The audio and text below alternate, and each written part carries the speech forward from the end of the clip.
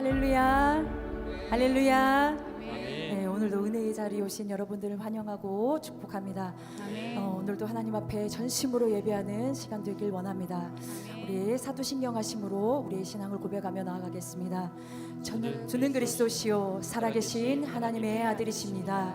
전능하사 천지를 만드신 하나님 아버지를 내가 믿사오며 그 외아들 우리 주 예수 그리스도를 믿사오니 이는 성령으로 잉태하사 동정녀 마리아에게 나시고 본디오 빌라도에게 고난을 받으사 십자가에 못 박혀 죽으시고 장사한 지 사흘 만에 죽은 자 가운데서 다시 살아나시며 하늘에 오르사 전능하신 하나님 우편에 앉아 계시다가 저리로서 산 자와 죽은 자를 심판하러 오시리라. 성령을 믿사오며 거룩한 공회와 성도가 서로 교통하는 것과 죄를 사하여 주시는 것과 몸이 다시 사는 것과 영원히 사는 것을 믿사옵나이다. 아멘. 우리를 홀로 두지 않으시고 언제나 우리와 동행하시는 하나님의 은혜와 사랑에 감사를 드립니다. 지금 이곳에 왕으로 임재하셔서 주의 자녀들이 드리는 예배를 기뻐 받아 주시옵소서. 모든 소리가 합하여 하나님께 영광을 돌리는 시간 될 수 있도록 우리를 인도하여 주시옵소서. 감사드리오며 사랑하는 예수님 이름으로 기도드렸습니다. 아멘.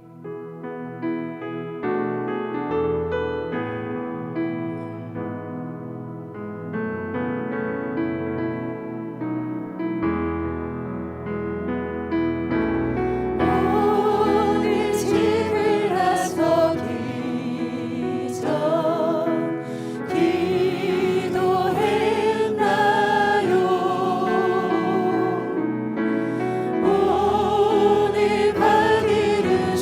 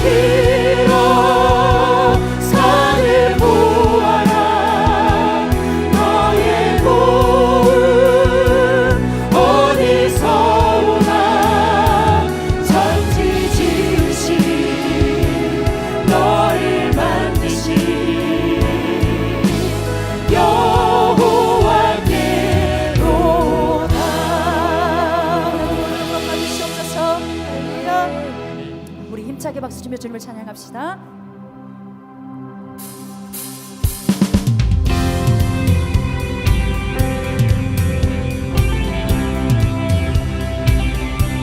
성령 하나님 이곳에 임재하셔서 우리의 영혼의 갈급함을 채워주시옵소서. 할렐루야. 네. 성령이여 내 영혼을 충만케 하소서. 내 속에 강물이 넘쳐나게. 성령이여 내 영혼을 성령이여 내 영혼을 충만케 하소서. 내 속에 강물이 넘쳐나게. 성령 하나님 임하시옵소서.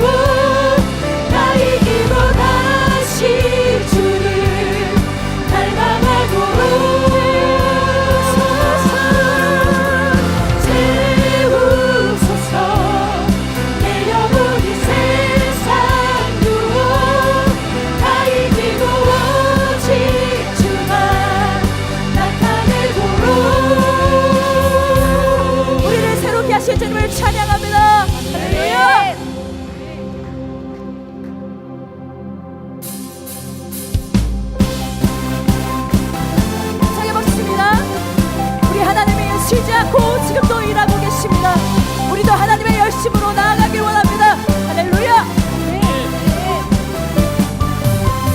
새벽부터 우리 사랑함으로써 저녁까지 씨를 뿌려봅시다.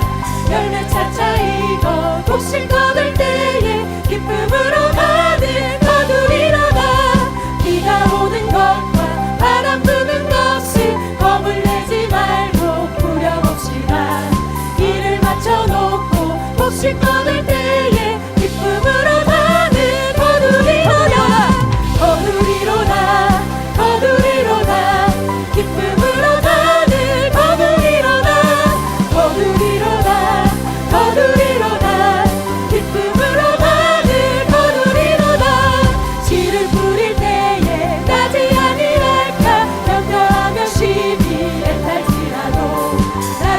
예수께서 칭찬하시리니 기쁨으로 나는 거두리로다 거두리로다 거두리로다 기쁨으로 나는 거두리로다 거두리로다 거두리로다 기쁨으로 나는 거두리로다 씨를 뿌릴 때에 나지 아니할까 염려하며 심히 애탈지라도 나중 예수께서 칭찬하시리니 기쁨으로 나는 거두리로다 거두리로다 거두리로다 기쁨으로 나는 거두리로다 거두리로다 거두리로다 기쁨으로 나는 거두리로다 거두리로다 거두리로다 기쁨으로 나는 거두리로다 거두리로다 거두리로다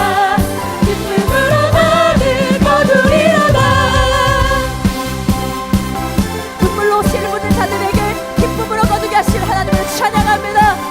모든 영광 하나님 홀로 영광 받으시옵소서. 할렐루야 할렐루야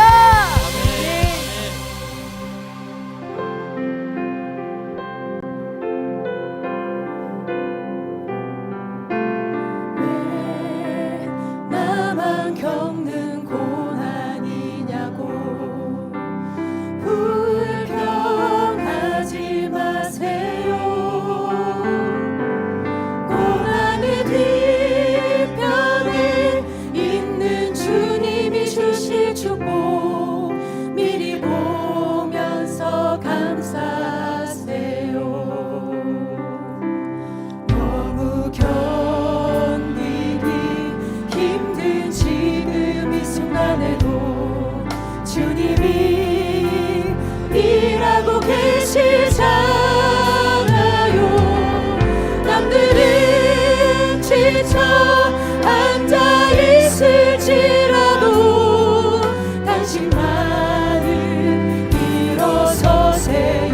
힘을 내세요 힘을 내세요 힘을 내세요 힘을 내세요 주님이 손잡고 계시잖아요. 주님이 나와 함께함을 믿는다면 어떤 역경도 이길 수 있잖아요. 왜 이런 슬픔 찾아왔는지 원망하지 마세요.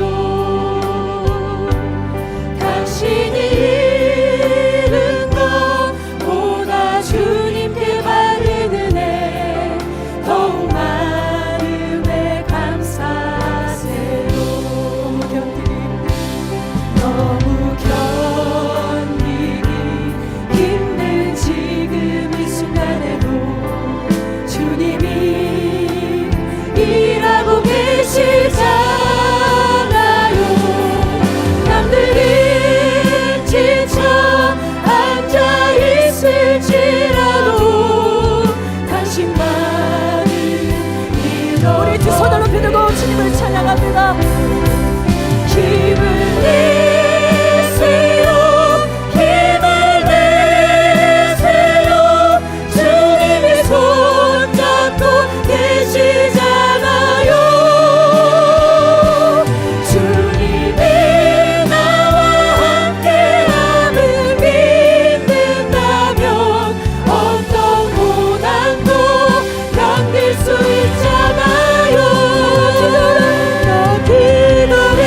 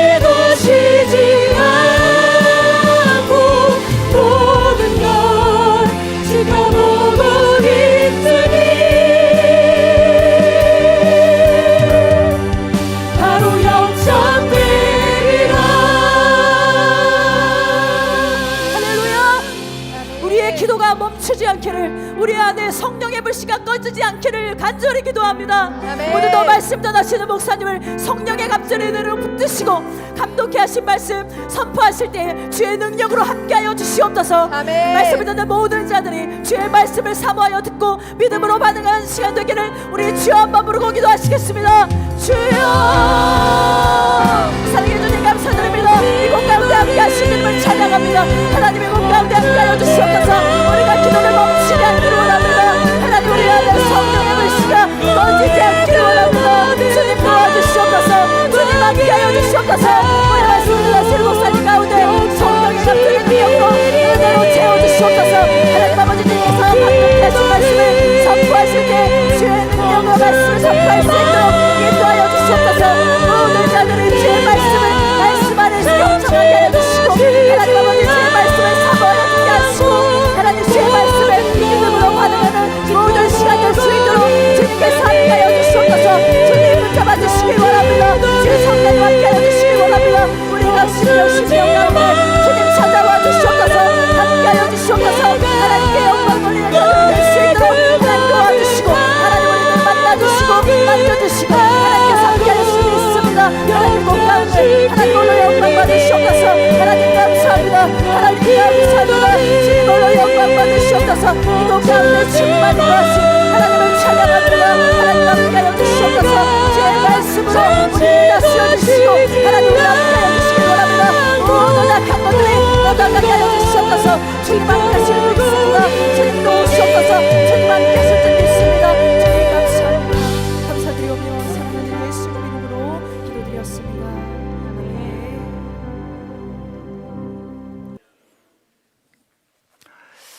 아멘. 제가 첫 시간에 이 본문의 내용을 가지고 여러분들에게 말씀을 시작하면서 누구의 이야기를 했냐면은 박영덕 장로님이라고 하는 분의 이야기를 잠깐 여러분들에게 소개했어요.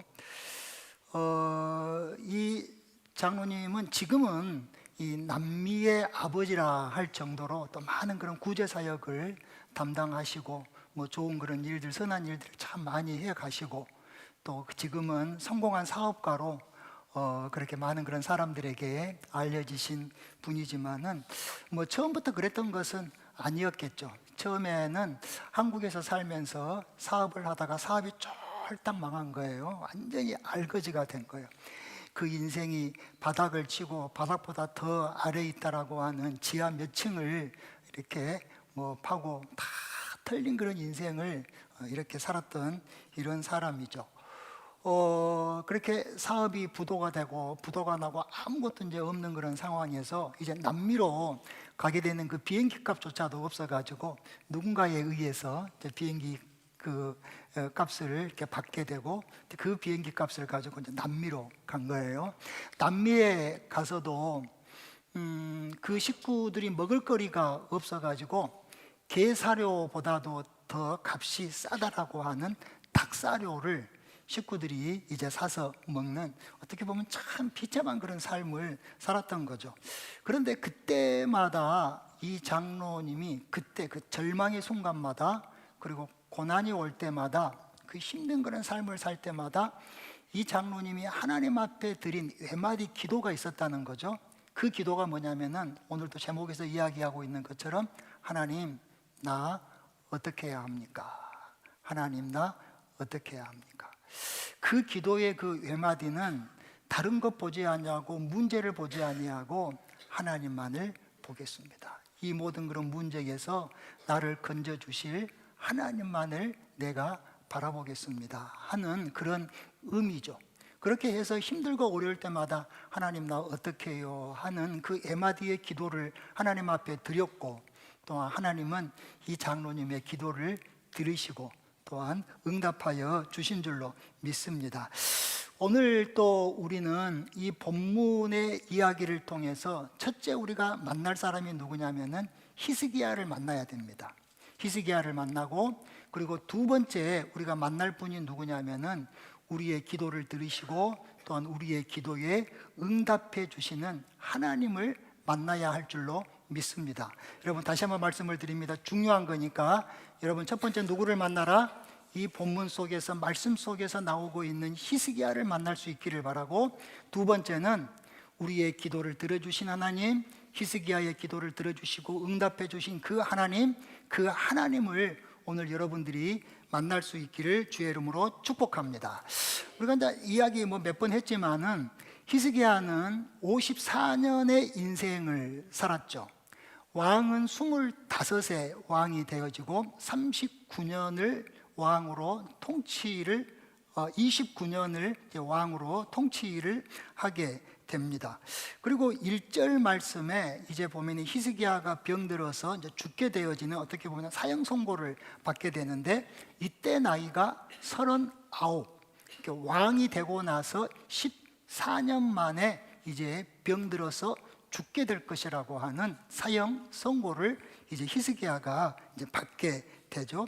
그런데 그 죽음 앞에서 히스기야가 했던 것이 무엇입니까? 하나님 앞에 기도한 줄로 믿습니다. 성경이 그렇게 이야기하고 있잖아요. 역사적 사실이 하나님 앞에 그 절망의 늪에서, 그 절망의 한복판에서 하나님 앞에 기도했더니 하나님께서 응답하십니까? 안 하십니까? 하나님께서 응답하신 줄로 믿습니다.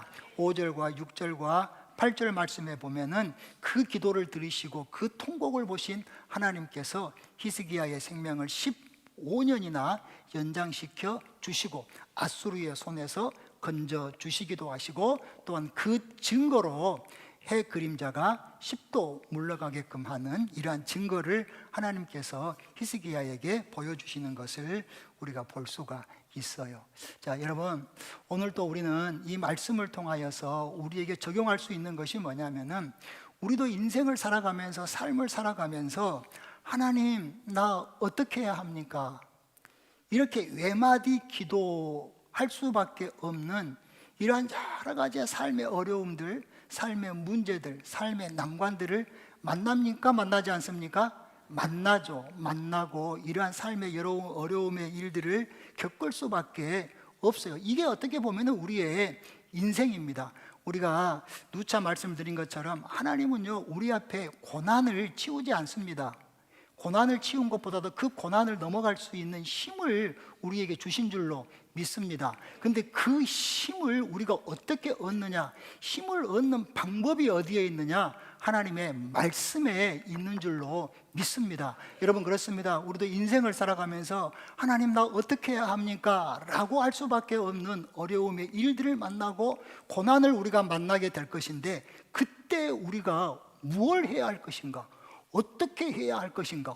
어떤 그런 비결을 가지고 이 고난을 이기고 이 고난을 넘겨가야 할 것인가? 이 고난을 통하여서 하나님의 은혜를 우리가 얻을 수 있겠는가? 그 이야기가, 그 답이 오늘 이 본문 속에 나온 줄로 믿습니다. 그래서 우리가 함께 이 시간에 말씀을 우리가 함께 나누면서 여러분들 속에서 고난 가운데, 또한 절망 가운데, 그 한복판에서 여러분들 비상구를 찾는 여러분들이 될 수 있기를 바라고, 돌파구를 만들어낼 수 있는 여러분들이 되기를 주님의 이름으로 축복합니다.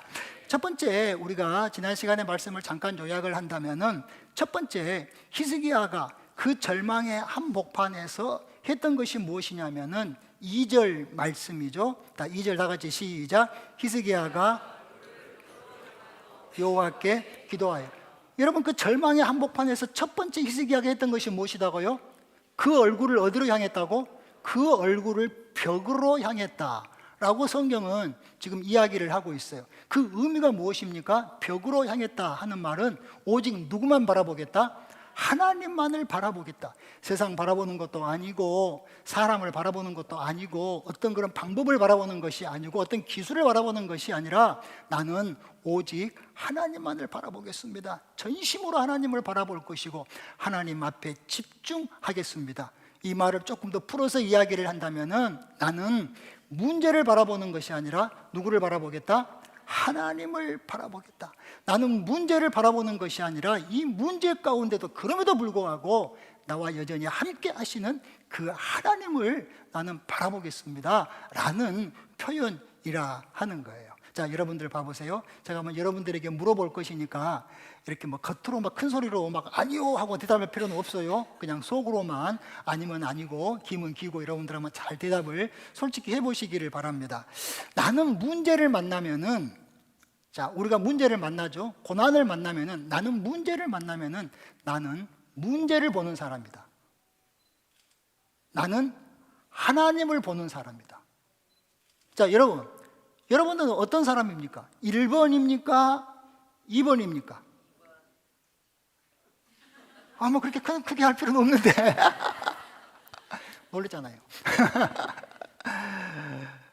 아마 여러분들요, 솔직히 우리 한번 우리끼리 좀 까놓고 이야기해서 정말 문제가 우리에게 있을 때에 하나님을 바라보는 사람보다도 그 문제를 바라보는 사람이 아마 상당히 많을 거예요. 근데 여러분들 보십시오. 무엇을 보느냐, 그 문제를 보는 사람과 하나님을 보는 사람은요, 삶의 태도가 달라요. 자세가 다릅니다. 문제 앞에 그 문제를 대면하는 그 모습이 다르고요, 또 그 사람 속에서 나오는 그 말이 다를 수밖에 없어요. 물론 여러분들 히스기야도 처음부터 이런 사람은 아니었죠. 처음에는 히스기야도 어떤 사람이었습니까? 아수르가 처음에 쳐들어온다고 했을 때에 성전에 있는 금은 팍팍 긁고 궁궐에 있는 금은 빡빡 긁어가지고 그 아수르에게 바치면서 그 봐달라고 사정사정했던 사람이죠. 그리고 또 어느 때는 아수르가 쳐들어온다고 하니까 그 아래에 있는 애굽에 가서 그 애굽을 바라보면서 우리를 좀 살려달라고 그렇게 사람을 의지하고 세상을 의지했던 이런 사람이었죠. 그러나 여러분, 분명한 사실은 뭐냐면요, 성경의 모든 이야기의 해피엔딩, 그리고 성경의 모든 이야기 속에서 하나님의 응답, 하나님의 능력, 하나님의 역사는 어떻게 일어나는가 하고 보았더니 문제를 바라볼 때 일어나는 것이 아니라 그 문제 속에서도 여전히 나와 함께 하시는 하나님을 바라볼 때에 하나님의 능력이 나타나고 하나님의 능력을 우리가 경험하게 되고 결국 우리의 인생은 해피엔딩으로 끝나게 되는 줄로 믿습니다. 저 역시도 목사로 살면서, 제가 목사가 된 지 계산을 해보니까 28년 차더라고요. 꽤 오래된 것 같아요. 28년 차 지금 목사로 살고 있는데 제가 31살에 목사가 되었던 것 같아요. 28년 동안 목사로 살고, 그리고 제가 개척을 처음에 포도원 교회죠. 개척을 제가 언제 했냐면 2003년도에 교회 개척을 했어요. 그리고 이제 여기까지 몇 년 됐냐면 23년이 된 거예요. 23년이 됐는데, 여러분 이거 압니까? 2000년 이후에 우리 가까운 우리 여수노예에서 2000년 이후에 생개척을 한 교회치고 유일하게 부흥한 교회가 우리 덕현대 교회입니다. 그가 여기서 생개척이라고 하는 말을 압니까? 이제 보통 또 요즘에는 개척을 뭐 어느 큰 교회에서 뭐 50명, 100명, 뭐 200명 그렇게 분가를 시켜가지고 또 개척을 시키잖아요. 그런데 이게 생개척이라고 하는 말은 그냥 식구들, 그냥 서너 사람부터 시작한 이것을 가리켜서 우리 목회자들이 전문 용어로 생개척이다 뭐 그렇게 이제 이야기를 해요. 근데 2000년 이후에 저희 포도원교회가 2003년에 개척을 했으니까 2000년 이후에 가만히 우리 여수노예만을 통계를 놓고 보니까 2000년 이후에 생개척을 해서 성장한 교회가 우리 더 큰 은혜 교회가 유일하더라고요. 이거 제가 무슨 말을 하려고 하냐면은 뭐 내가 목회를 잘했습니다 이걸 자랑하려고 하는 것이 아니라 그 정도로 개척이 어렵다라고 하는 거예요. 그 정도로 목회가 어렵고 개척이 어려운 시대에 저희가 개척을 했고 그 하나님의 은혜로 우리가 여기까지 온 줄로 믿습니다. 그 정도로 참 어려웠어요. 뭐 웃자고 하는 그런 이야기입니다만은 웃어주시기 바랍니다. 어느 때 목사님들이 태국으로 여행을 갔답니다. 태국 여행 가면은 뭐 우로초로 이렇게 보는 것 중에 하나가 그 코끼리 쇼 보잖아요. 코끼리 쇼를 보는데 그 조련사가 목사님들에게 이런 이야기를 하더랍니다. 만약에 이 코끼리를 울리는 사람은 큰 상을 주겠습니다. 그렇게 이야기를 하더랍니다. 근데 여러분, 코끼리를 울린다는 것이 쉬운 일은 아니잖아요. 조련사도 못하는 것을, 지도 못하는 것을 목사님들 보고 울리면 큰 상을 주겠다라고 하는 거예요. 그런데 아무리 어떻게 하냐 뭐 해도 이 코끼리가 뭐 울 이유가 없죠. 뭐 울 턱이 있나요? 울지를 않는 거예요. 그런데 한 목사님이 코끼리한테 가더니 코끼리 귀에다가 대고 이렇게 한 거예요. 뭐라고 하니까 코끼리가 대성통곡을 하는 거예요. 눈물을 뚝뚝 흘리면서 대성통곡을 하는 거예요. 너무 신기하잖아요. 조련사도 못 울린 그 코끼리가 아니 목사님이 와가지고 뭐라고 하니까 대성통곡을 하는 거예요. 끝나고 나서 너무 궁금한 거예요. 다른 분들이 아니 어떻게 코끼리를 울렸습니까? 하고 물으니까 이 목사님이 이렇게 이야기를 하는 거예요. 코끼리한테 그랬답니다. 너 나랑 같이 한국 가서 개척교회 할래? 이 말을 들은 코끼리가 너 아닌데 힘든데 그래서 펑펑 울었다라고 하는 이제 우스개의 이야기가 있습니다. 여러분, 제가 그 개척교회를 시작해서 여기까지 23년 동안 여기까지 오면서 가만히 생각을 해보니까 온갖 문제를 다 만난 것 같아요. 아마 이 온갖 문제를요, 아마 책으로 이렇게 좀 기술을 해서 쓰라고 하면 한 좋게 한 200페이지, 300페이지 책은 만들 것 같아요. 정말로 만들 것 같아요. 그러니까 사람이 겪을 수 있는 온갖 문제를요, 개척해서부터 여기까지 오면서 다 겪었던 것 같아요. 사람이 겪을 수 있는, 다른 말로 말하면은 사람에게 당할 수 있는 온갖 문제를 아마 개척하면서 23년 동안 목회를 하면서 다 겪었던 것 같아요. 여러분, 그 온갖 문제가 뭘 것 같아요? 사람으로 겪을 수 있는 온갖 문제들, 교회가 겪을 수 있는, 목사가 겪을 수 있는 온갖 문제가 뭐가 있을까요? 뭐였을 것 같아요? 어려운 것 아니에요. 여러분들이 지금까지 신앙생활, 교회생활 하면서 한 번쯤은 교회를 힘들게 하고 목사를 힘들게 했죠. 그거예요, 그거. 근데 여러분, 제가 하고 싶은 이야기는 뭐냐면요, 그런데 그럼에도 불구하고 제가 여기까지 올 수 있었던 것, 그럼에도 불구하고 그 많은 온갖 문제 속에서도 제가 배울 수 있었고, 그럼에도 불구하고 여기까지 올 수 있었던 비결은 뭐냐면요, 다른 거 아니더라고. 제가 문제를 보는 것이 아니라 그 문제 속에서도 그럼에도 불구하고 하나님을 봤다라고 하는 거예요. 물론 여러분, 어느 때는요 그 문제를 볼 때도 있었어요. 근데 그 문제를 볼 때는요, 내 속에서 어떤 반응이 일어난지를 압니까? 원망하고 불평하고 투정하고 절망하고 낙심하고.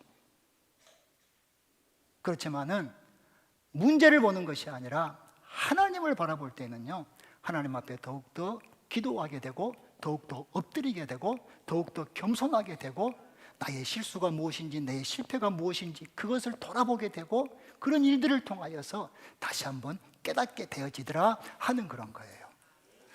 이번 주에도 계속해서 이렇게 이제 일주일을 보내면서, 일주일을 살면서 제 속에 계속해서 그런 다짐을 한 거예요. 그런 묵상을 한 거예요. 문제 보지 말고 하나님 바라보자. 문제 보지 말고 하나님 바라보자. 그러면서 하나님의 말씀을 이렇게 묵상을 하고 이렇게 성경을 읽는데, 성경을 읽을 때마다, 하나님의 말씀을 묵상을 할 때마다 성경의 모든 이야기들이 마치 그런 거더라고. 문제를 보는 것과 하나님을 바라보는 것의 차이, 우리가 잘 알고 있는 그 이야기 중에서 이스라엘이 광야에 있을 때에 12명의 정탐꾼을 보내죠. 우리 너무 잘 아는 이야기니까 12명의 정탐꾼을 보내죠. 그리고 그 12명의 가나안 땅을 이제 40일 동안 정탐을 하고 와서 이제 이스라엘 사람들 앞에서 보고를 하잖아요. 그런데 그 12명이 그 보고가 같았습니까? 달랐습니까? 달랐죠. 어떻게 달랐습니까? 10명은 뭐라고 말합니까? 됩니다, 안 됩니다? 안 됩니다. 우리는 뭡니다? 메뚜기입니다.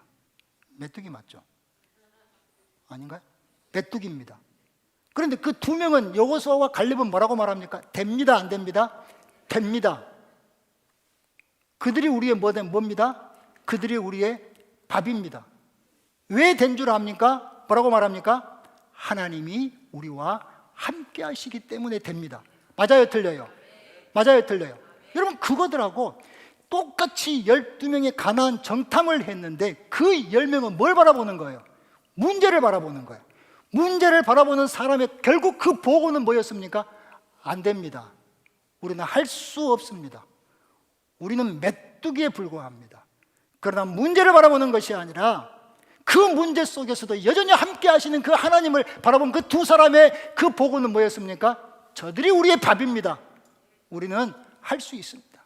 하나님이 함께 하시니까 우리는 할 수 있습니다. 이러한 보고를 하는 것을 우리가 볼 수가 있어요.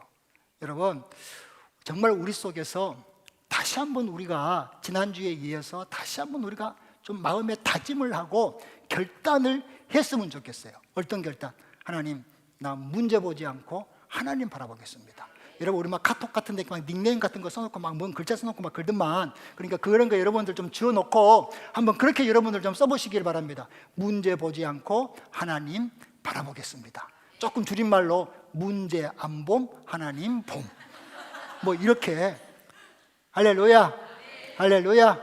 그래서 우리 모든 그런 성도들, 여러분, 이 문제 많은 이 세상 속에서도 우리가 문제를 이길 수 있고 그 문제 속에서도 우리가 승리할 수 있고 돌파할 수 있는 비결은 뭐다? 문제 안 봄, 하나님 봄. 할렐루야. 이 봄날에 그렇게 사시기를 바랍니다. 그 다음에 이제 두 번째는 뭐냐면은 히스기야는 이 절망의 상황 속에서 3절 여러분들 말씀에 다시 한번 우리 읽어볼까요? 3절 다 같이 시작. 이르되 여호와여 구하오니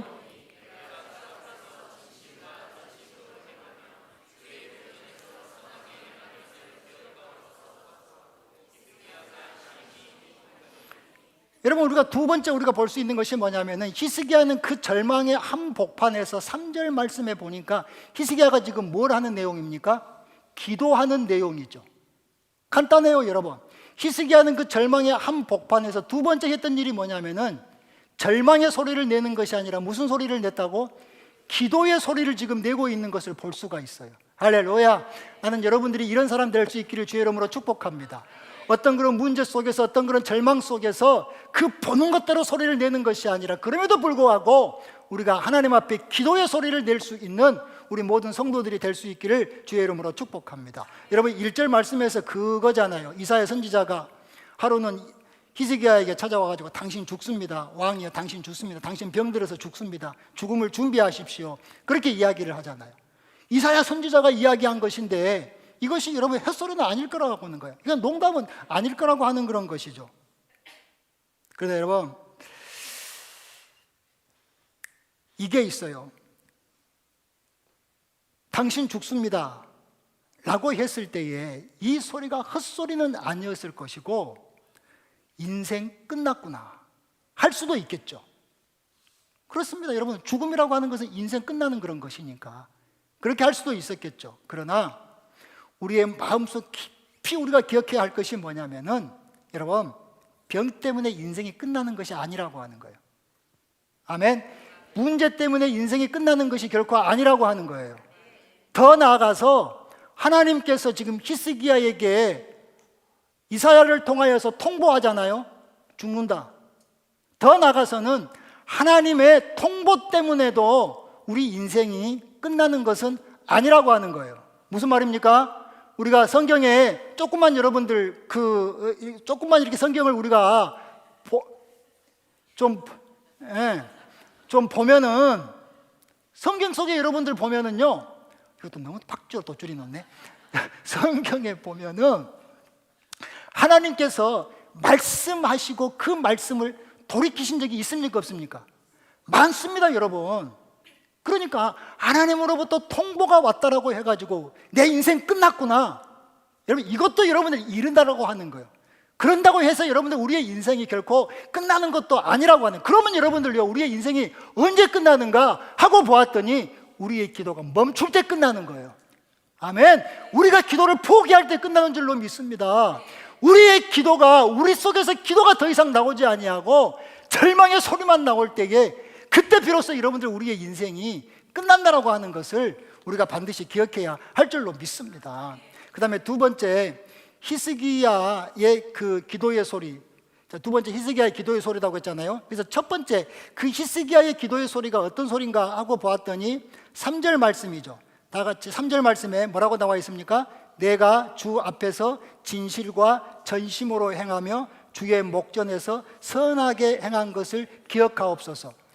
히스기야가 그 절망의 한복판에서 절망의 소리를 내지 아니하고 기도의 소리를 내는데, 첫 번째 여러분들 그 3절 말씀에 보니까 히스기야의 기도의 소리는 뭐 어떤 소리였습니까? 하나님, 내 진실과 내가 진실하게 살았습니다. 내가 전심으로 살았습니다. 내가 하나님 앞에 선하게 살았습니다. 하나님, 이거 기억하여 주십시오.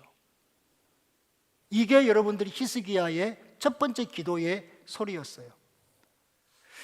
물론 여러분들 이 3절 말씀을 가만히 보면은요, 이 3절 말씀에 이게 히스기야의 지금 기도의 소리에 정말 그 속 의미가 뭔가, 이 부분에 대해서 여러 성경학자들이 다르게 해석되어지고 또 설교하신 분들마다 다르게 이렇게 설교를 하는 것을 우리가 들어볼 수가 있는데, 저는요 그렇게 생각을 하는 거예요. 하나님의 영광을 위해서, 하나님의 이름을 위해서 하나님 저를 살려주십시오. 그건 것 같아요. 여러분, 정말 우리도 오늘 이 히스기야처럼 하나님, 내가 하나님 앞에 전심으로 살았습니다. 진심으로 살았습니다. 하나님 앞에 선하게 살았습니다. 이거 기억하여 주십시오. 그래서 나를 살려주십시오. 여러분, 우리 정말 이런 기도할 수 있으면 좋을 것 같아요. 아멘. 하나님, 정말 제가 충성스럽게 살았습니다. 정말 하나님 앞에 헌신하면서 살았습니다. 순종하면서 살았습니다. 하나님의 말씀대로 말씀 붙잡고 그 말씀대로 살아보려고 애쓰면서 살았습니다. 그러니 하나님, 하나님의 영광을 위해서, 하나님의 이름을 위해서 하나님, 나 한 번만 살려주십시오. 하나님, 나 한 번만 이 고난에서 나로 벗어나게 하여 주십시오. 정말 여러분들 우리 이런 기도할 수 있으면 정말 좋을 것 같아요. 할렐루야, 할렐루야, 할렐루야. 사실 저는요 33살에 이암 선고를 의사로부터 받았을 때에, 마치 사형 선고잖아요. 당신 암입니다. 뭐 지금도 여러분들 암이라고 하는 것이 얼마나 무섭습니까? 당신 암입니다 하는 그 사형 선고를 받았을 때에 솔직히 저는요 오늘 이 히스기야처럼 이런 기도를 못했어요. 살려달라고 하는 기도는 했는데, 히스기야처럼 하나님, 내가 전심으로 살았습니다. 진심으로 살았습니다. 내가 선하게 살았습니다. 그러니 나 살려주십시오. 솔직히 저는 이 기도를 못했어요. 왜냐면은요, 그렇게 못 살았으니까. 그렇게 못 살았으니까 그런 이 기도를 할 수가 없었어요. 사실 여러분들, 제가 그때 목사 된 지 2년 차였거든요. 거의 햇병아리 목사였죠. 목사 된 지 2년 차였는데, 목사이면서 사실 저는 정말 목사답지 못했던 것 같아요. 목사가 되기 위해서 안수를 받을 때도 눈물 펑펑 흘리면서, 하나님, 이제 내 목사 되면 내 인생 엿됐습니다 하면서 안수를 받았고, 이제 목사 안수를 받았으면 다 한자 포기하고 이제 목사답게 목사다움으로 살아가야 되잖아요. 그런데 사실 그렇게 못했던 것 같아요. 틈만 나면은 뒤돌아보고, 틈만 나면은 도망갈 궁리하고. 누가복음 9장 62절 말씀에 보면 이런 말씀이 있잖아요. 쟁기를 잡고 뒤돌아보는 자는 하나님의 나라에 합당하지 않는다라는 말이 있는데, 저는요 목사의 쟁기를 잡고도 늘 뒤돌아봤던 것 같아요. 틈만 나면은 도망가야지 틈만 나면은 목사 안 해야지. 저는 정말 그랬던 것 같아요. 그러면 지금은 어떨까요? 지금 여러분의 담임 목사가 지금도 그러고 있을까요? 지금도 그러고 있으면 참 여러분들 실망스럽겠죠. 근데 지금은 많이 변했어요. 저의 변함을 노래로 굳이 이야기를 한다면은 이렇게 저는 노래하고 싶어요. 나의 평생에 가장 복된 일은 내가 예수님을 만난 것이라. 나의 평생에 가장 잘한 일은 내가 더 큰 은혜교회 목사 된 것이라. 이렇게 표현했어요. 여러분, 두 번째, 히스기야의 기도의 소리는요, 3절 말씀에 여러분들 보시면은 3절 말씀에 맨 끝에 뭐라고 되어 있죠? 히스기야가 심히 통곡하니. 자, 히스기야의 기도 소리 두 번째는 뭐냐면은 통곡이었어요. 통곡. 따라합시다. 통곡. 다른 말로 말하면 애통이라고도 이야기할 수가 있겠죠.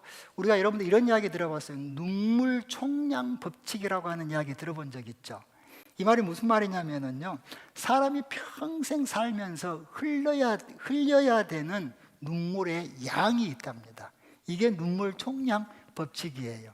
조금 더 구체적으로 이야기를 한다면요, 우리가 삶을 살아가면서 자식 때문에 흘려야 되는 눈물이 있다는 게, 눈물의 양이 있다라고 하는 거예요. 또 어떤 경우는 물질 때문에 흘려야 되는 눈물의 양이 있고요, 우리가 인생을 살아가면서 여러 가지 어려움과 고난을 우리가 만날 때에 그것 때문에 흘려야 되는 눈물의 양이 있다라고 하는 거예요. 이게 눈물 총량 법칙이라고 그러더라고요. 성경에도 여러분들 보면은 시편 126편 5절 말씀에 이런 말씀이 있어요. 눈물을 흘리며 씨를 뿌리는 자는 기쁨으로 그 단을 거두리로다. 울며 씨를 뿌리러 나가는 자는 반드시 기쁨의 단을 거두어서 돌아오게 될 것이다. 할렐루야, 할렐루야. 여러분들 다시 말씀을 드립니다. 눈물로 씨를 뿌릴 때에 반드시 기쁨의 단을 거두게 되는 줄로 믿습니다. 아멘. 우리가 다윗의 이야기를 통해서도 가만히 보면은요, 참 다윗은 눈물이 많았던 것 같아요. 시편 6편 6절 말씀에 다윗이 이런 이야기가 있어요. 다 같이 시작. 내가 탄식함으로 피곤하여 밤마다 눈물로 내 침상을 띄우며 내 요를 적시나이다. 밤마다 눈물로 내 침상을 띄우며 내 요를, 얼마나 여러분들 그 흘린 눈물이 많았든지 그 눈물로 침상에 요를 적셨다라고 하는 거예요. 여러분들 저 말씀이 언제 여러분들적 이야기냐면은 다윗이 삶을 살아가면서 밧세바를 범하게 되죠. 그리고 나단 선지자로부터 지적을 받잖아요. 그 이야기예요. 하나님 앞에 범죄하고 나서 회개하고 애통하면서 회개의 눈물을, 애통의 눈물을 지금 저렇게 흘리는 것을 우리가 볼 수가 있어요. 또 그뿐만이 아니죠. 사무엘하 1장 11절에서 12절 말씀에 보면은 이런 말씀이 있어요. 이에 다윗이 자기 옷을 잡아 찢음에 함께 있는 모든 사람도 그리하고 사울과 그의 아들 요나단과 여호와의 백성과 이스라엘 족속이 칼의 죽음으로 말미암아 저녁 때까지 슬퍼하여 울며 금식하니라. 무슨 내용이냐면은 다윗이 왕으로 있을 때에 누가 반역을 합니까? 그 아들 압살롬이 죄송합니다. 자, 요 이야기는 이 사울과 요나단이 죽습니다. 그 사울과 요나단의 그 죽음을 가지고 민족의 그 아픔과 그 친구의 그 죽음 앞에서 지금 다윗이 슬퍼하고 있는 것을 우리가 볼 수가 있어요. 그리고 세 번째 사무엘하 18장 33절 말씀에 이런 이야기가 나오죠. 왕의 마음이 심히 아파 문 2층으로 올라가서 우니라. 그가 올라갈 때에 말하기를 내 아들 압살롬아, 내 아들 압살롬아, 차라리 내가 너를 대신하여 죽었다면 압살롬아, 내 아들아, 내 아들아 하였더라. 이 말이 지금 무슨 말이냐면은 다윗이 왕위에 있을 때에 아들이 반역을 하잖아요. 아들이 반역을 하게 되는데, 물론 여러분들 그것이 다 수습이 되고 나서 결국은 그 압살롬이, 반역했던 압살롬이 죽게 되잖아요. 그 죽음 앞에서 그 아비로서의 그 자책, 그 아비로서의 여러분들 그 아들이 비록 그 아버지를 향하여서 칼끝을 들이댔지만은 그럼에도 불구하고 그 아버지의 마음이 얼마나 아프겠습니까? 그 아비의 그 아픔, 그 아비의 그 자책의 그 눈물, 그걸 지금 이야기하고 있는 것을 볼 수가 있는 거예요. 지난주에도 지지난주인가 제가 이제 이렇게 대신방 중에 어느 집사님 가정에서 신방 예배를 드리는데 우리 집사님 그 가정의 말씀이 이사야 57장 15절의 말씀이더라고요. 이사야 57장 15절의 말씀이 이런 말씀이 있어요. 지극히 존귀하며 영원히 거하시며 거룩하다 이름하신 이가 이와 같이 말씀하시되 내가 높고 거룩한 곳에 있으며 또한 다 같이 시작 통회하고 마음이 겸손한 자와 함께 있나니. 자, 누구와 함께 있다고? 통회하고, 첫 번째는 통회하고 마음이 겸손한 자와 함께 있다라고 하는 거예요. 함께 있나니 이는 겸손한 자의 영을 소생시키며 통회하는 자의 마음을 소생시키려 함이라. 참 여러분들 귀한 말씀이죠. 하나님이 누구와 함께 있다고? 통회하는 자, 겸손한 자와 함께 있다라고 하는 거예요. 그러면서 하나님 하신 말씀이 뭐냐면은 겸손한 자의 영을 소생시키시고 통회하는 자의 마음을 어떻게 한다? 소생시킨다라고 하는 거예요. 애통하는 자의 마음을 소생시킨다. 애통하는 자의 마음을 다시 살리신다, 회복해 하신다라고 하는 그런 말씀이죠. 저는 사계절 중에서 봄을 참 좋아라 해요. 봄에 뭐 황사도 있고 뭐 먼지도 날리고 이렇게 뭐 좀 불편한 부분들도 많습니다만은 저는 왜 봄을 좋아하냐면은요, 그 봄에 보면은 겨울 내에 죽었던 것 같은 그 죽은 줄 알았던 이러한 많은 것들이 이 봄이 되면은요 그 땅 속에서부터 새로운 생명을 탁 하니 나 안 죽었지 하면서 이렇게 탁 하니 이렇게 피어나는 것을 보면은요 그 생명의 신비, 야 죽은 줄 알았는데 죽지 않았구나 하면서 어느 때는 그 죽지 않은 그 한 포기의 그 풀들을 보면서 그 꽃을 보면서 제가 그랬어요. 고맙다. 사라져서 고맙다. 제가 그런 그 꽃을 보면서 그 풀을 보면서 그런 고백을 할 때가 있어요. 할 때가 있었어요. 그런데 오늘 여러분들 말씀의 57장 15절의 말씀에 보니까 소생의 근거, 다시 살아나는 근거가 어디에 있습니까? 애통에 있더라고. 애통. 다시 살아날 수 있는 근거, 이게 통회에 있더라고. 여러분, 우리가 하나님 앞에 흘릴 수 있는 눈물이 있다면은 우리는 반드시 소생하게 될 줄로 믿습니다. 하나님 앞에 흘릴 수 있는 기도의 눈물이 있다면은, 자녀를 위해서 흘릴 수 있는 눈물이 있다면은, 내 삶의 여러 가지 형편과 지금 이 실패라고 할 수밖에 없는 이러한 그 많은 그런 일들 앞에, 이런 문제 앞에서 우리가 하나님 앞에 흘릴 수 있는 눈물이 있다면은 우리는 반드시 소생하게 될 줄로 믿습니다. 저는요, 지금도 저희 아내에게 늘 고마운 게 있어요.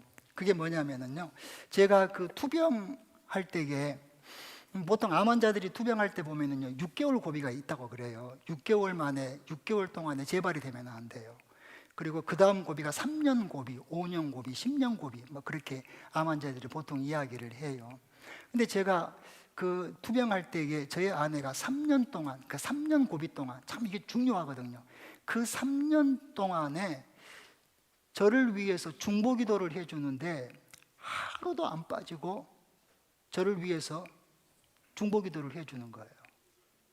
뭐 아내가 중보기도 해주는 것이 뭐가 이렇게 큰일이라고 그렇게 이야기할 수 있는데 그게 아니에요. 매일 저녁마다 제가 이렇게 자려고 누워 있으면은 제 수술 부위, 지금도 이렇게 희미하게 저 명치에서부터 배꼽 아래까지 한 3cm, 4cm 정도 이렇게 수술 자국이 쭉 하고 이렇게 있는데, 제가 자려고 누워 있을 때마다 저희 아내가 저 곁에 와가지고 제 배에다가 손을 얹고 중보기도를 해주는 거예요. 그것도 뭐 1, 20분 기도해 주는 것이 아니라 30분 이상씩 매일마다 3년 동안 저를 위해서 그렇게 기도를 해줘요. 어느 때는 자기도 일이 바쁘고 또 아이들도 돌보아야 되고 또 남편 병간호 해야 되고 뭐 아이들 새 키우고 그러면서 얼마나 힘들고 피곤하겠어요. 그러니까 어느 때는 가만히 보면 기도할 때 꾸벅꾸벅 이렇게 돌면서 이렇게 저를 위해서 기도하는 것을 놓지 않고 그 3년 동안 쉬지 않고 저를 위해서 기도를 해줘요. 어느 때는 저희 아내가 손을 얹고 주님의 보혈로, 주님의 보혈로, 주의 보혈로 저희 남편을 덮어주십시오 하면서 기도할 때 보면은 마치 그 손이 정말 예수님의 손과 같은 거예요. 또 어느 때는 저희 아내가 기도를 하면서 보면은 눈물이 툭툭 떨어져서 제 배로 툭툭 떨어지는 거예요. 그때 제가 저희 아내한테 이런 고백을 했어요. 여보, 내가 만약에 산다면은, 내가 만약에 하나님께서 내게 은혜를 줘서 내가 만약에 산다면은 이것은 당신의 중보기도 때문이야. 당신이 눈물로 애통하면서 나를 위해서 기도해 줬기 때문에 내가 살 수 있었던 거야 라고 이야기를 했어요. 제가 지금 살고 있잖아요. 여러분, 이게 저희 아내의 중보기도 때문입니다. 저희 아내의 눈물로 기도하는 애통한 자의 기도를 들어주시는 하나님의 은혜 때문인 줄로 믿습니다. 여러분, 남자는 뭐에 약하죠? 그러죠. 남자는 바가지에 약하는 것이 아니라 남자는 여자의 눈물에 약해요. 하나님은 그러면 뭐에 약할까요? 하나님은 하나님의 백성들, 우리의 눈물에 약한 줄로 믿습니다. 여러분들 보세요. 히스기야가 통곡하면서 하나님 앞에 눈물로 기도하잖아요. 그게 3절의 내용이죠. 3절의 내용인데 이제 5절에 가서 하나님께서 뭐라고 이야기합니까? 5절 한번 다 같이 봐볼까요? 너는 가서 히스기야에게 이르기를 내 조상 다윗의 하나님 여호와께서 이같이 말씀하시기를 뭐라고 말합니까? 내가 내 기도를 들었고 내 눈물을 보았노라. 뭘 들었고 뭘 보았다고요? 너의 기도를 들었고 너의 눈물을 보았노라. 그리고 하나님께서 히스기야에게 어떻게 해줍니까? 5절 하반절에 보니까 15년 생명을 연장시켜 주는 것을 볼 수가 있어요. 그뿐만이 아니에요. 6절 말씀에 보면은요, 하나님께서 히스기야에게 우리식의 이야기로 1+1 이걸 여러분들 주는데 그게 뭔지를 압니까? 너와 이 성을 아수르 왕의 손에서 건져내겠고 내가 또 이 성을 보호하리라. 사실 여러분들이 히스기야는 자기의 생명을 살려달라고 이 기도는 했지 사실 저 기도를 지금 한 것이 아니었거든요. 그런데 하나님께서 무엇까지도 들어주십니까? 1+1까지도 들어주시더라고 하는 거예요. 그리고 8절 가서 여러분들 뭘 어떻게 이야기가 나옵니까? 하나님께서 그 증거로 해의 그림자가 10도 물러가게 하는 것을 우리가 말씀을 통하여서 볼 수가 있더라 하는 그런 거예요. 이제 여러분들 말씀을 맺고 결론을 말씀을 드리기를 원합니다. 제가요 1월달과 2월달에 참 힘든 그 연초부터 힘든 1, 2월을 보냈던 것 같아요. 첫 번째는 저희 형님이 갑자기 암 선고를 받고 2달 만에 소천을 하셨어요. 저희 형님의 그 죽음을 보면서 참 힘든 그런 힘든 시간을 보냈었고, 또 하나는 아마 우리 수원자매가 처음 수술을 받고 다시 재발을 해서 투병한 기간이 한 3년 정도 되는 것 같아요. 그 3년 동안 참 길지 않는 시간, 어떻게 보면 참 많은 그런 시간 동안 우리 수원자매를 위해서 저와 우리 모든 교우들이 늘 기도했잖아요. 하나님 우리 수원자매 살려주십시오 하고 기도했는데 하나님께서 결국은 우리 수원자매를 부르셨어요.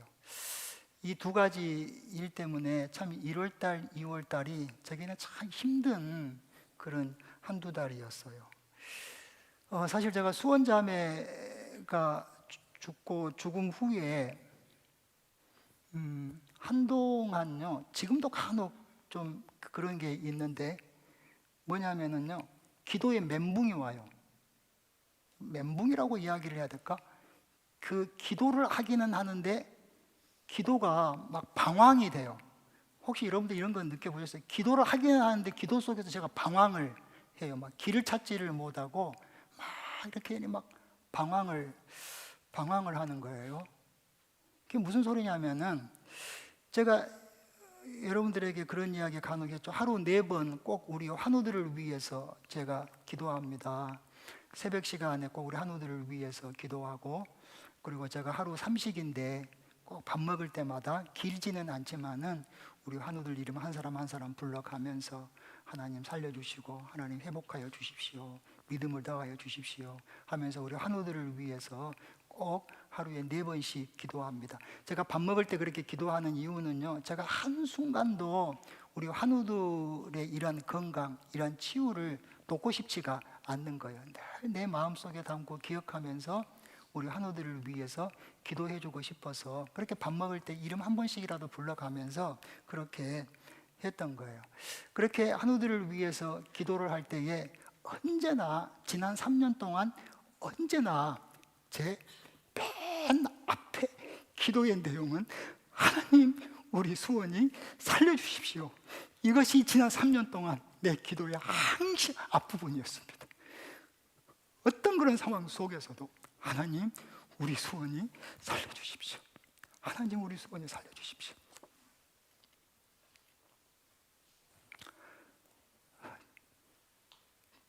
지금도 제가 이 기도가 제게 참 습관이 된 것 같아요. 그러다가 보니까 지금도 제가 이렇게 밥 먹으면서 기도를 하다가 순간 하나님 우리 수원이, 그러다가 아니죠. 그러면서 제가 이 기도의 멘붕을 느끼는 거예요. 기도의 길을 찾지를 못한 거예요. 여러분, 제가 왜 이렇게 우리 수원이한테 그렇게 애착을 갖고 그렇게 했냐면요, 제가 33살에 이암 진단을 받거든요. 저도 참 젊은 나이였죠. 제가 참 이암 진단을 받았을 때에 제가 느낀 것이 뭐였냐면 그거였어요. 첫 번째는 뭐냐면 누구도 나를 대신해서 죽어줄 수 없다라고 하는 거예요. 이게 너무 아팠어요.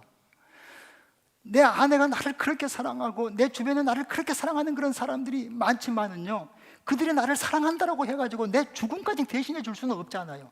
죽는 사람은 누굽니까? 환자인 나거든요. 또 하나는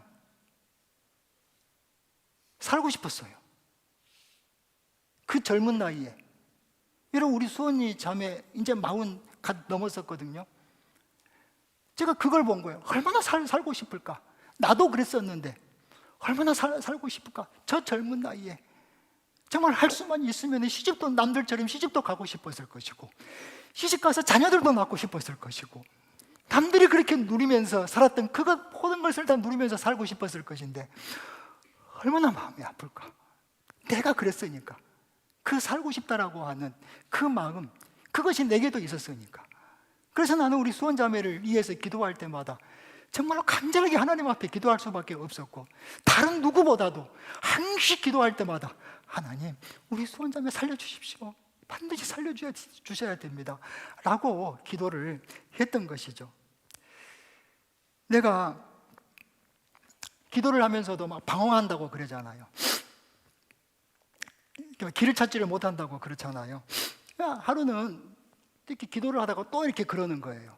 그러다가 제가 무슨 기억이 딱 반짝 났냐면은 박영덕 장로님 이 기도가 생각이 난 거예요. 하나님 나 어떻게 해요? 하는 그 기도가, 그 에마디 기도가 생각이 나더라고.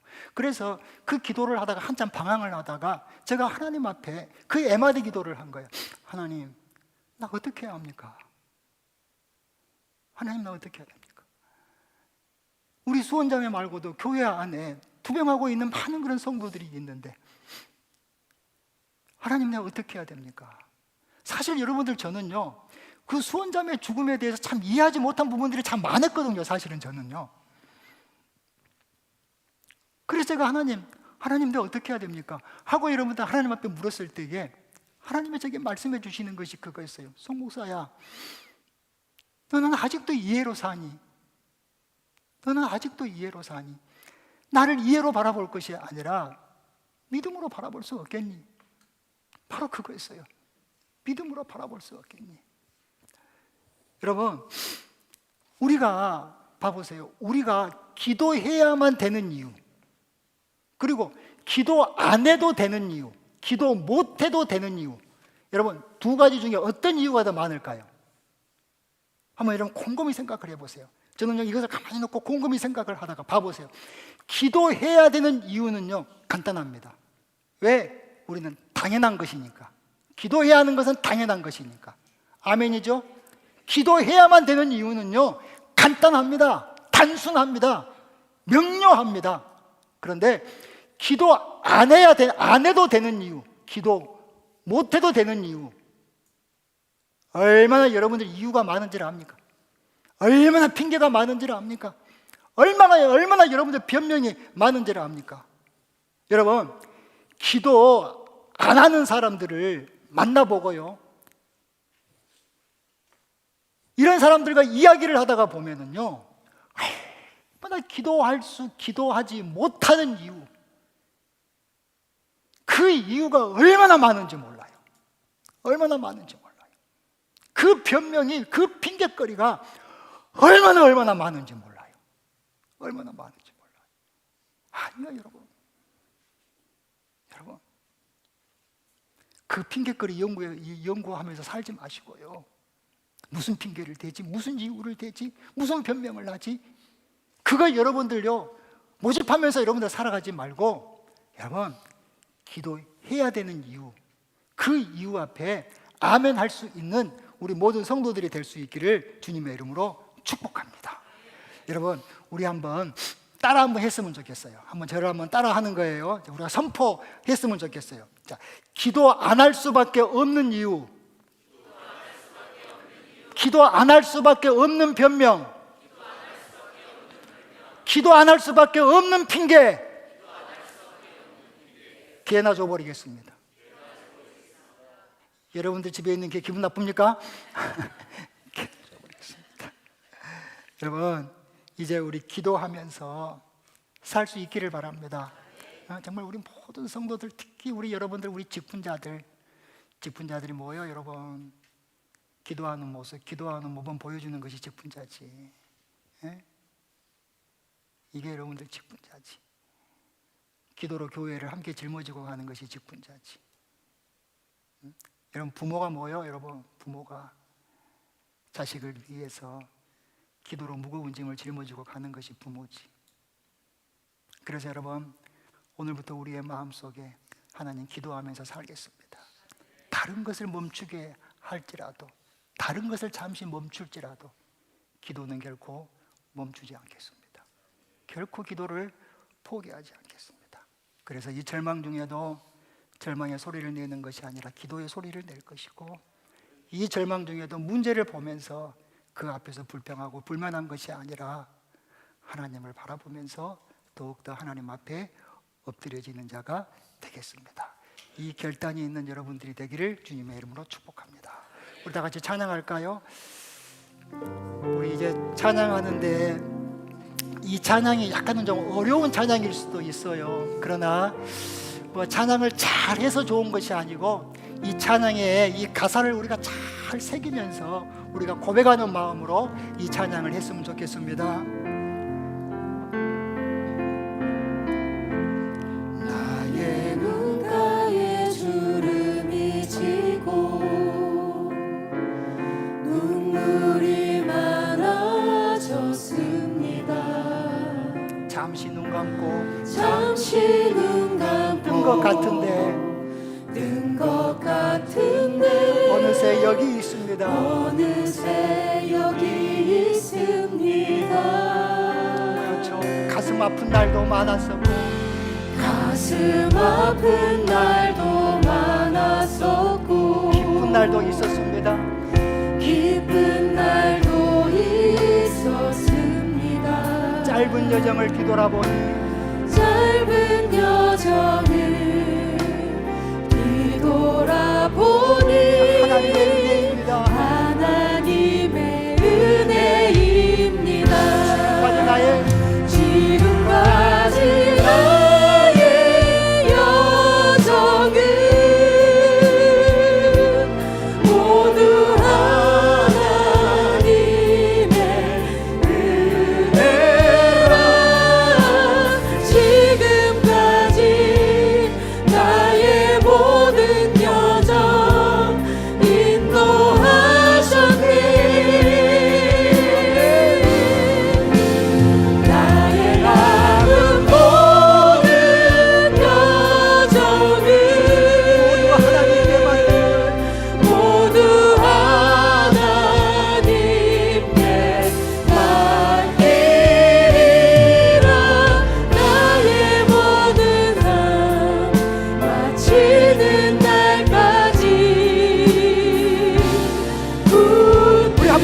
고백합니다. 지금까지 나의 여정은 지금까지 나의 여정은 모두 하나님의 은혜라. 지금까지 나의 모든 여정 인도하셨네.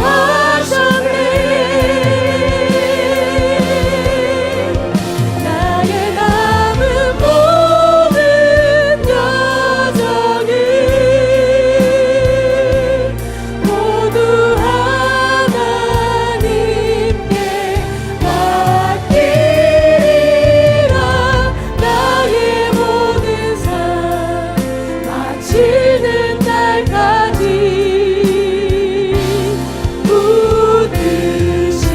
우리 하다가 잠시면서 우리가 기도할 때에 하나님 우리의 삶의 내용 속에서 이제는 우리가 결단하겠습니다.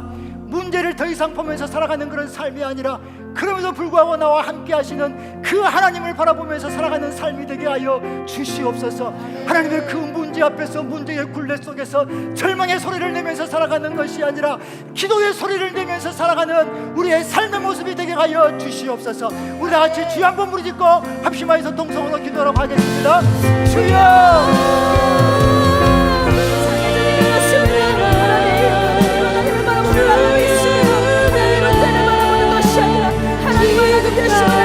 하나님 앞에 원합니다. 주의 성령님 함께 하여 주시옵소서. 하나님 마음속에 주시옵소서. 하나님을 바라보기 원합니다. 문제를 바라보지 않고 하나님을 바라보는 결단하는 모든 성도들의 은혜를 부어주시옵소서. 주님 함께 하여 주시기 원합니다. 주님만을 의지합니다. 주님 앞에 엎드리겠습니다. 주님 앞에 기도하겠습니다. 기도로 승리하겠습니다. 주님 도와주시옵소서. 주님 함께 하여 주시옵소서. 주님 은혜를 들어주시옵소서. 주님만을 의지합니다. 주님 함께 하여 주시옵소서. 하나님 마음을 구합니다. 하나님의 모든 시선이 우리의 마음의 주님을 향할 수 있는 하여 주시옵소서. 하나님 아버지 일단 가운데 하나님 아버지 주님께서 우리의 무릎을 주님 앞에 엎드리게 원합니다. 한 번 더 우리가 기도할 때 하나님 이제부터 주님 앞에 흘릴 수 있는 눈물이 있게 하여 주시옵소서. 하나님 주님 앞에 자녀를 위해서 주님 앞에 흘릴 수 있는 눈물이 있게 하여 주시옵시고 하나님의 우리의 실패와 우리의 고난 속에서 우리가 있다라고 할지라도 그 실패와 그 고난을 붙잡고 주님 앞에 흘릴 수 있는 그런 눈물이 있게 하여 주시옵소서. 하나님의 우리의 인생 속에서 더 이상 기도가 멈추지 않게 하여 주시고 기도를 더 이상 포기하지 않게 하여 주시옵시고 눈물을 흘리며 그 씨를 뿌리는 자에게 기쁨의 단을 거두게 하시는 그 하나님의 은혜를 우리가 경험하게 하여 주시옵소서. 우리 다 같이 주 한번 부르짖고 합심하여서 기도합니다. 주여